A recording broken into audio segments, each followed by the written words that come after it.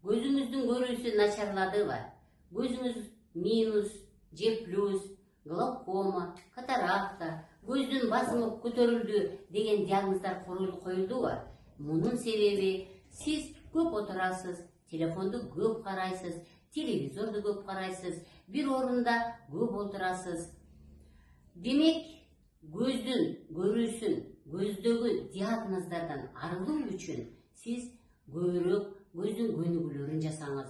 Бир эле көзгө көнүгүү жасабастан моюндун көнүгүүлөрүн жасаңыз, моюнга лимфа массаж жасаңыз, көзгө лимфа массаж жасаңыз, көздүн көнүгүүлөрү алысты, жакынды карап, көзгө 8 деген сан менен көздү тегеретип караңыз, кубик кылып караңыз, квадратты кылып көздөрдү жылдырыңыз.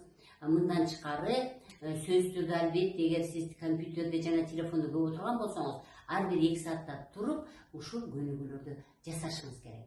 Мындан тышкары көзгө дагы кайсы оорулар алып келет? Көзгө бул бөйрөк оорулары алып келет. Кыргыздар абдан жакшы айткан, көздүн тамыры менен бөйрөктүн тамыры бир болот деп. Демек, бөйрөктө дагы проблема бар болсо, көзүңүздө жогоруда айткан даттануулар чыга берет.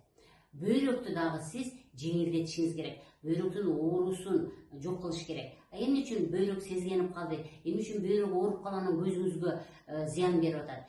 Себеби көздү зыян берген себеби бөйрөктүн сезгенүүсү бул баягы эле ички органга байланыштуу. Ичегидеги ички жана жоон ичегилердин сезгенүүсү артта турган бөйрөктү кысып коет. Бөйрөккө келген кан айланууну кичинертип салат. Бөйрөктөн кетип аткан лимфа жолдорун кичинертип салат. Демек, бөйрөк кыйналса, көз кыйналат экен. Сиз көп отургандан да бөйрөгүңүз кыйналып калат экен.